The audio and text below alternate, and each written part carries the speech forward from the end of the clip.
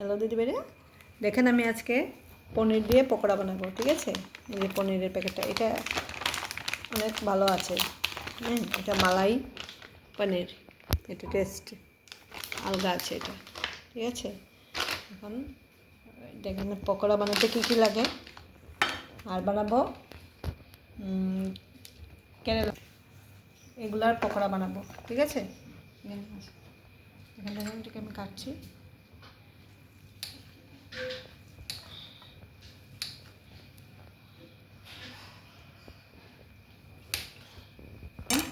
আর কি লাগছে, নুন, আর লাগছে হলো ধনিয়ার গুঁড়ো, জিরার গুঁড়ো, হলুদ, এটা। আর এখন নেব বেসন, নেব আর অল্প সুজি, একদম স্মল যেটা থাকে এই সুজিটা নেব। ঠিক আছে, পকোড়া বানানোর জন্য। ঠিক আছে, এখন দেখেন মশলাটার মধ্যে বেসনগুলো দিয়ে দিয়েছি। ঠিক আছে, বেসন আর অল্প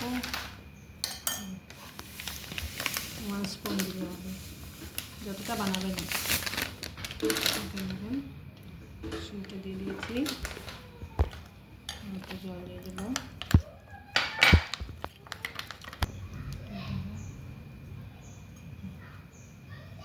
এটার সঙ্গে এটাকে ডিপ করবো আর অয়েলে দেবো।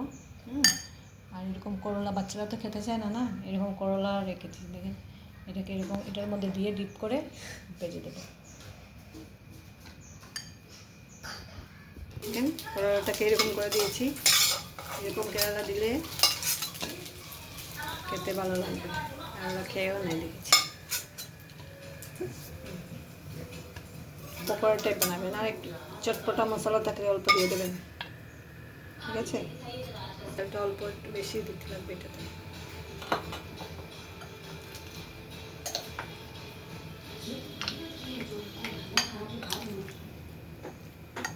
দেখেন এটাকে আমি অল্প জল দিয়ে দিয়েছি, হাত দিয়ে দেবেন এটাকে। ঠিক আছে,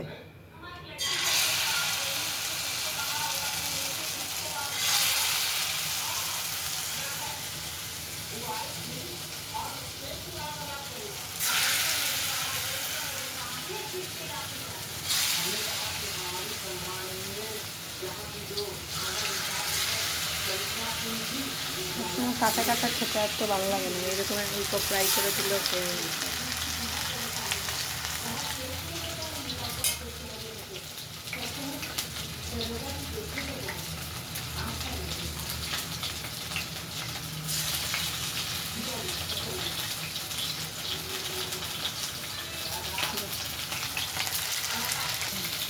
তারপর দেখেন একটা শিমলা মরিচ কেটে নিয়েছি, এটার ভিতরে এটা করে, এটা টেস্টি আমি আমার জন্য বানাই।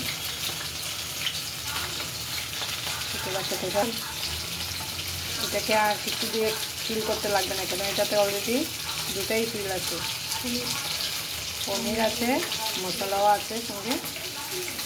হয়ে যাবে এটা হয়ে গেছে। এটা কেউ আসলে সঙ্গে সঙ্গে বানিয়ে দেওয়া যায়, আমি তো এরকমই করি, কেউ আসলে এইরকম বসিয়ে আমি এটা সঙ্গে সঙ্গে বানিয়ে দিয়ে দিই। সস দিয়ে দেন, ম্যাগি মশলা দিয়ে দেন উপর দিকে, আরামসে। এখন দেখেন এটাকেও দেওয়া যায়, এটা ফিল করে এরকম করে।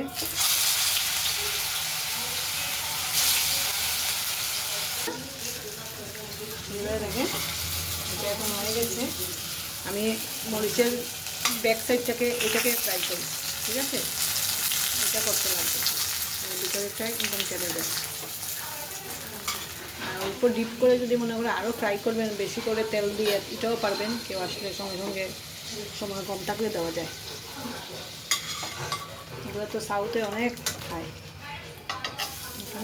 বাইরে রেডি, আপনারা বানিয়ে খান বা খাওয়ান, তারপরে কমেন্ট করবেন, শেয়ার করবেন। বাই বাই দিদিরা, টাটা।